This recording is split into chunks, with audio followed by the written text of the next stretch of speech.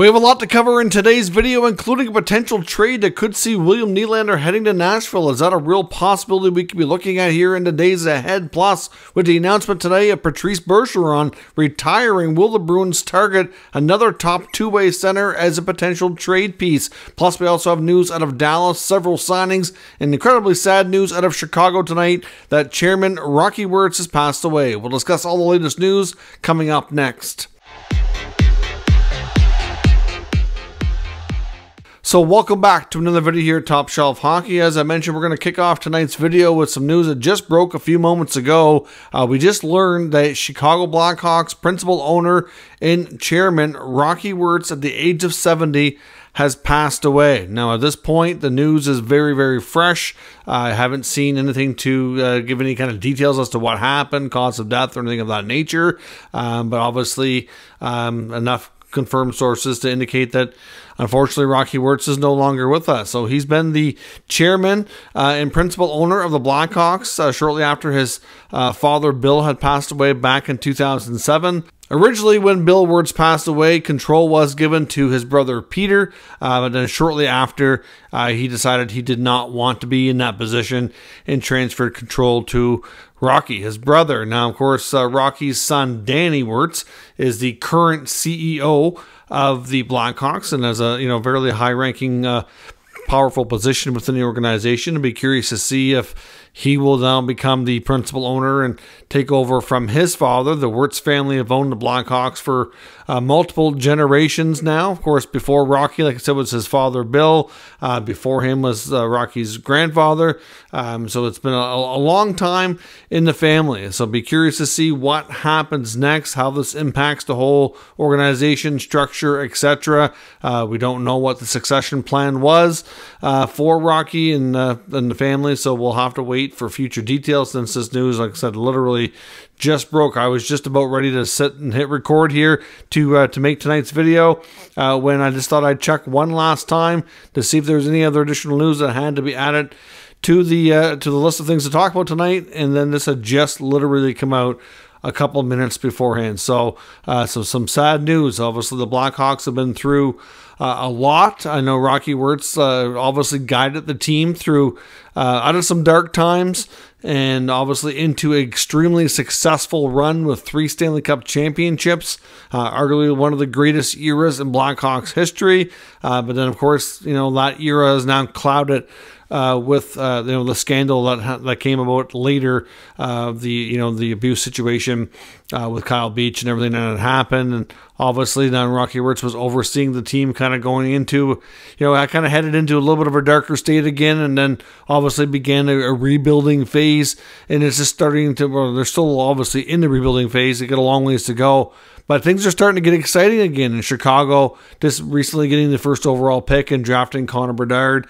Things are, trending in the right direction. Excitement's starting to pick up. There's tons of interest. The one thing with the Blackhawks is the attendance is still strong. Like this team has tons of support and is, looks like they're in pretty decent hands moving forward. But unfortunately, Rocky won't be around to oversee the next, long successful run here of the franchise. So we'll talk about this a little bit further probably when we get a little bit more details as to what might have happened or what comes next for this franchise in the NHL.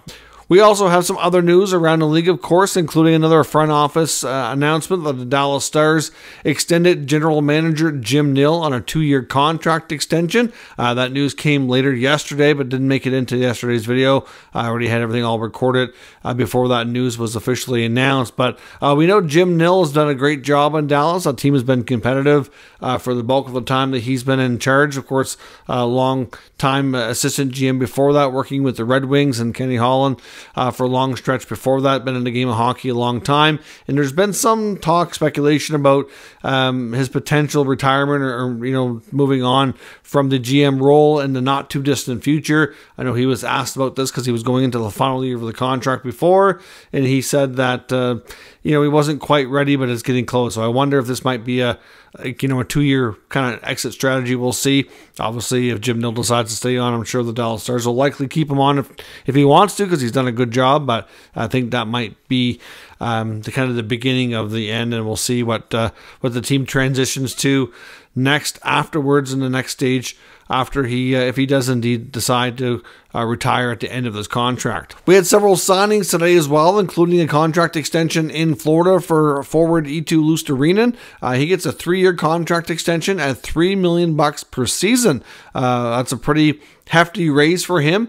He still has 1 more year left on his contract, so this extension kicks in next year. So including the current season that's coming up, he'll be under contract with the Panthers for the next 4 years. Over his time there, his role has grown and became a fairly important player. I know later into their playoff run, near the end of things, they lost him due to injury, and they certainly missed him and missed his presence on the ice.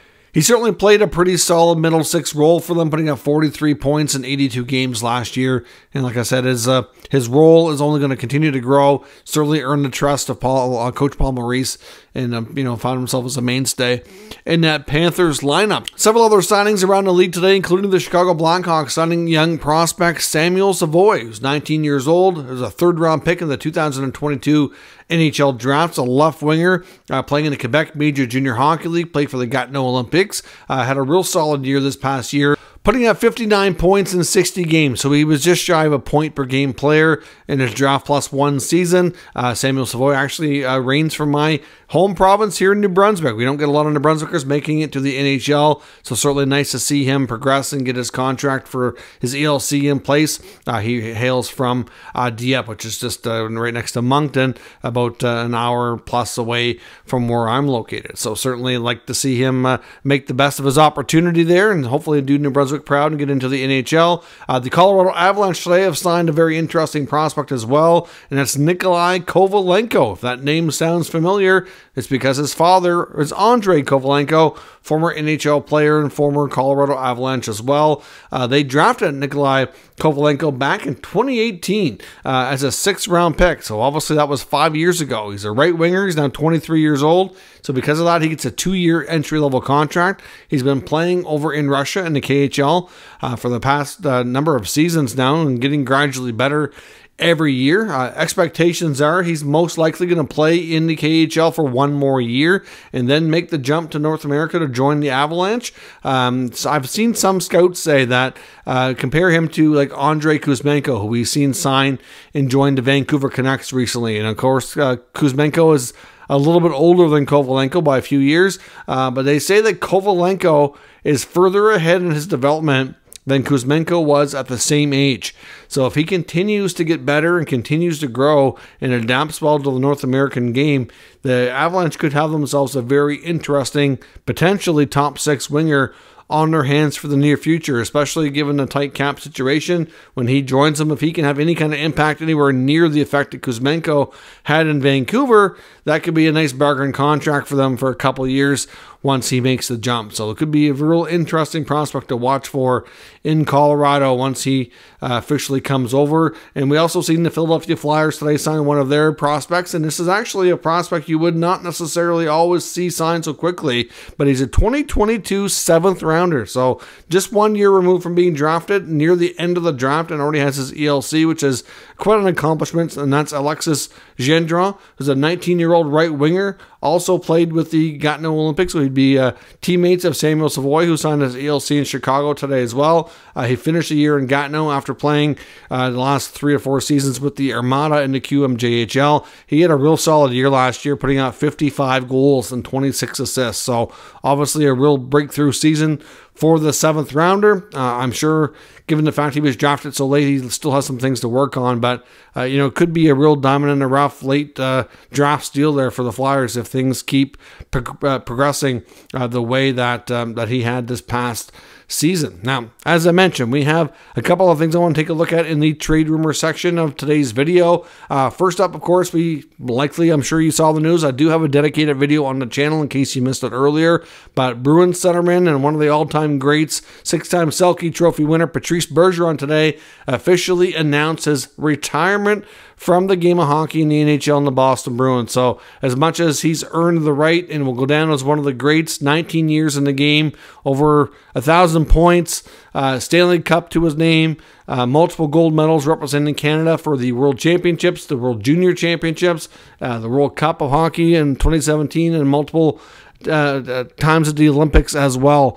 So this guy's a well-decorated player, almost the ideal perfect player when you think about a 200-foot two-way centerman in that sense. Absolute gentleman, absolute classy player, well-respected, first ballot Hall of Famer. I could go on here for hours. Absolutely adore Patrice Bergeron as a player. But at the same time, that leaves a huge hole in the Bruins' center spot at the number one line. Of course, David Krejci, not expected to return to the Bruins as well. So as much as they had a historical season last year, and then unfortunately they, flaked out early in the playoffs and went down to the Panthers in round one after having a series lead, this team is going to look a lot different next year. No Bergeron, no Krejci. I mean, Krejci's not confirmed, but it's suspected that he's not coming back. And then, of course, they've already had to make some other moves to the cap situation, including trading Taylor Hall. Nick Foligno's gone as well, but that one's not quite as huge of a surprise. They still have to sign Trent Frederick and Jeremy Swayman. There could be some additional changes to this roster. And really, if they don't make any significant changes, you have to take a look at that roster and go, oof, can they continue to be a playoff team that can contend for the cup? It leaves some glaring holes. The center position is super tough. Mind you, they do have some really good pieces still. I'm not suspecting that they're going to suddenly be a bottom-dwelling team or, fall out of the playoffs completely. That would be quite a shocking, year-over-year development, which I don't see happening. They still have a pretty solid blue line, obviously. Obviously they've got Charlie McAvoy, Brandon Carlo back there. They will miss Dmitry Orlov, who was a good pickup for them. And of course, he couldn't, unfortunately, stay. They lost Tyler Bertuzzi and Garner Hathaway, who they picked up at the deadline as well. The Bruins probably have lost more than anybody else in the NHL this offseason when it comes to the changes and depletion to their roster. But things can change, and they can certainly turn their attention to another pretty solid two-way centerman who happens to be on the trade market right now and who we talked about yesterday, and it just makes even more sense today after the announcement became official on Bergeron. But Elias Lindholm in Calgary, to me, is the ideal replacement. If you look around the NHL, there's not very many players who fit the description of you're not going to get a Bergeron 2.0 because he's a special player that it's just too unique. I don't think there's really a centerman on the market right now that you can say is, a clone of him. But if there's anybody who's available, and the closest thing you can get would be Lindholm. Lindholm's a player who's been in the Selke conversation. He gets a little bit of like some votes every year for the last number of years. He's a good two-way centerman. He's a former 40-goal scorer. He can play with good players. Look how he fit in so good with Matthew Tkachuk and Johnny Gaudreau in Calgary 2 seasons ago. This guy could be the ideal centerman to keep players going like Pasternak and Brad Marchand. They've got some good goaltending in Lindholm, in Linus Ullmark and Jeremy Swayman. They've got some terrific young defensemen. McAvoy, one of the best in the game. Obviously, Hampus Lindholm, who's fitting nicely as well. I did see some comments in yesterday's video suggesting that the other reason that Elias Lindholm traded the Bruins would be great is because he could team up with his brother Hampus. And contrary to many that might think that, Hampus Lindholm and Elias Lindholm are not brothers. In fact, I'm pretty sure they're not even related in the least. They're both from the same country, both in Sweden. I believe they're from different parts of the country and are not even cousins or anything of that nature. So just to clear that up, I know there was some discussion in the comment section on it yesterday. But ultimately, the other thing I mentioned yesterday is that the Bruins have really been high, and when I say high, I mean extremely high in defenseman Noah Hanifin ever since he was drafted. They have wanted him on their team for a long time. Now, he's also going to be a pending UFA and will wants out of Calgary because he's not going to extend. I mean, could Lindholm and Hanifin play out their contracts and be UFA? Sure. It's unlikely, though. Craig Conroy's not going to let that happen after what happened to Johnny Gaudreau. He's 100% going to be moving these guys if they will not sign. And right now, indications are that Backlund, Lindholm, and Hanifin are not signing extensions. Now, Backlund did not basically say 100% he's not signing, but he said he's not signing right now. Sounds like he would consider it at the end of the year if things went well. Well, you can't really do business that way. That makes it hard on the team. Because even if things go well, he could still walk, change his mind, a year out a player with no return. Same goes for Lindholm, right? So I don't think Craig Conroy is going to be playing around here. He's going to be making some moves, but at the same time, I think the Bruins are the perfect partner. Now, that doesn't mean they're going to get Lindholm and Hanifin. All I mean is that Lindholm's the ideal, perfect replacement for Bergeron, and I know the Bruins have wanted Hanifin forever and a day. So, I don't know that they can put together the right package to satisfy the Flames. I also seen some Flames fans commenting on yesterday's video suggesting that Boston doesn't have a good enough package or whatever. But you got to remember, Calgary doesn't have a ton of leverage here. These are players that don't want to stay. They don't want to be there. They will not sign extensions. They're not going to get a massive return. And to be honest, I think if you wait until the NHL trade deadline, which is a possibility that they could do, I don't think they're going to do a ton better. When teams know that the players don't want to be there, they're not signing. It really diminishes their value, unfortunately. Now, not to say they won't get anything back. I just don't know that's going to be absolutely massive. But at the same time, like I suggested yesterday, like Boston would have to include, at least a guy like a Matt Grzelcyk. Are we looking at maybe a Jake DeBrusk? Are they looking at some younger players? Could they include, a player like a Trent Frederick who's not signed? Or possibly, future first-round pick. The first-round pick last year's already, or for 24, it's already spoken for. Obviously, the Bruins have been waiting for clarity from Bergeron before making any sudden moves. They've been saying all along they'd gladly welcome him back if he wanted to continue playing, which you have to believe is 100% true. But now that we've seen the official announcement, you got to think that the Bruins turn their attention to a player like Lindholm. I've seen multiple articles popping up today making the same suggestion, connecting the dots, looking around, that if this Bruins team wants to continue to be a playoff team and they want to continue being a team that has a chance to contend, I really think they need to do something. Because as much as they have good goaltending, if you can't score, and you don't have great defending, you have to have a bit of everything to really be a Stanley Cup contender. And right now, I just don't know. I mean, that this Bruins team can contend for a Stanley Cup without their top two centermen. That's a huge blow that most teams just can't withstand. If they can replace at least one of them, they can probably get by. And, obviously, the other guys they've brought in this year to kind of make up for some extra depth there. So be curious to see how Don Sweeney and Cam Neely proceed here. But don't be shocked at all if you see a ton of connections pointing the Bruins and Lindholm's direction, maybe Hanifin's as well. As I mentioned as well, I also seen some reports and articles today suggesting, of course, that the Maple Leafs, as we know, are in an extremely tight cap situation. We know that there's going to have to be a subsequent move coming. Their buyout window will open tomorrow. That'll be over because the 48 hours from the time that the RFA arbitration award for Samsonov was announced would actually be now. But of course, he can't place a player on waivers for the purpose of a buyout until tomorrow at noon Eastern. So ultimately, we're going to find out tomorrow if they're buying anybody out. Now, they still have another day after that they could do it as well. So they don't have to make a decision tomorrow, but that's the earliest we could see. So we might get clarity on this situation later. If they're buying out Murray, they're trading Murray, what's the deal? We don't know. But even if they buy out Murray, even if they trade Murray, it's not going to be a one-and-done problem-solving solution. They are going to have to find a way to shave a little bit more money off the books. And like I said, some people are speculating, of course, with the fact that the William Nylander contract extension talks have not gone well, that regardless of the cap situation, he could end up possibly being dealt if they can't come to terms. If it's going to cost too much money in the future and they just can't get him to play ball and sign for what they feel he's worth, then a trade is very much really a possibility. And a team to look to could be a team like the Nashville Predators. We know Barry Trotz is the new GM, wants to be aggressive. We know that he made a lot of changes this offseason, buying out a guy like Matt Duchene, trading Ryan Johansson.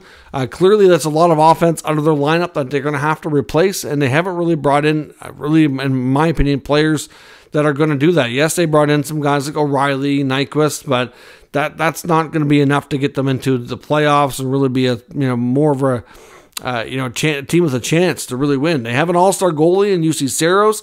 They still have a really solid blue line led by Roman Josi, Ryan McDonough, Tyson Barrie.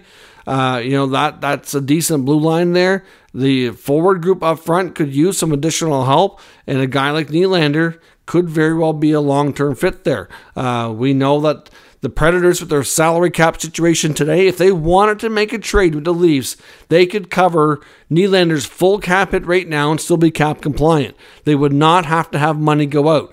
Now, it's not clear if the Leafs ever got to that point with Nylander what the trade return would have to be. Obviously, you would think that they would need something back, but that would be on the roster right away, like a cheaper version, trying to save some money, but some future assets as well. The Predators have some interesting prospects. They have future picks that they could include, and like I said, maybe they get a younger player off the roster that's less costly that could help them now. I mean, it does make sense from Nashville's perspective. I don't think the Leafs are going to go out there and just trade William Nylander in the next little while, and I don't think we're going to see a William Nylander trade in the next few days, because I know there's obviously a lot of talk about this right now because of the cap situation and the fact that they have a buyout window that's opening up here. Now, keep in mind, we may not know the full answer to the Leafs puzzle here just yet. We could get a piece of that answer this week in the next couple of days if they do a buyout. We talked about that. Some people said, well, maybe they'll trade Matt Murray and then they'll buy out TJ Brody, and then that'll free up enough money, and that would do it. But are they a better team for it? I don't think so. A William Nylander trade, in my opinion, to Nashville does make some sense, but they're only going to trade Nylander if they absolutely have exhausted everything on the contract extension negotiation and just feel like it's inevitable that it's not going to get done. I don't think we're anywhere near that as of right now. I don't think they're going to trade William Nylander because of the cap situation. This team has shown time and time again they've been creative and they've been aggressive to keep their players and to find ways to make it happen. Yes, it was a different GM, but Brad Treliving will do the same, I'm sure. They have some of the same supporting cast there to work with them and help them figure this out. It could get to this eventually. If they get to the point that Nylander is going to be dealt, then sure. Nashville, I think, is a real definite landing spot for him. I can see there being mutual interest. I can see them being willing to pay him, and I can see him being a huge star there. So I do see the fit. I just don't think we're there yet, and it's not going to happen for cap purposes. But like I said, we should get clarity on that and whether or not they're buying out Murray or trading Murray or buying anybody else out in the next 1 to 2 days top. So we'll see what happens. But if the Leafs get to that point, do you see the Predators being a decent landing spot for Nylander if they get to the point that they have to make a trade for one of their big players? Because I know Shanahan supposedly said they're not moving anybody, and Leaf fans are probably convinced he's not going anywhere. But I honestly think that it's a real possibility in the next couple of months if things don't go well contract-wise. But let me know what you think in the comments. We'll discuss further. If you're new to the channel, make sure you subscribe and stick around. We'll keep you up to date with the latest news, rumors, and analysis of all 32 NHL teams. Thanks for watching, and I'll catch you next time.